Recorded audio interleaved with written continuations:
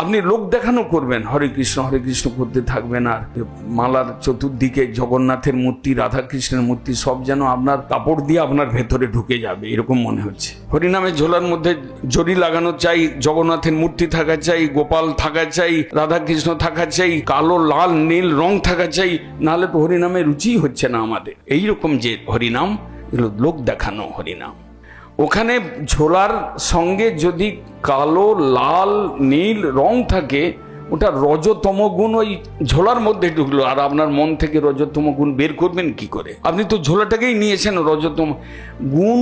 ত্রিগুণ মায়ার যে গুণগুলো বর্ণেতে রয়েছে, মায়ার গুণগুলো বস্তুতে রয়েছে, মায়ার গুণগুলো আপনার স্বভাবে রয়েছে, সর্বত্র ছড়ানো রয়েছে। আপনি যে বস্তুটা খাবেন তার মধ্যে গুণ আছে, আপনি যে বস্তুটা পড়বেন তার মধ্যে গুণ রয়েছে।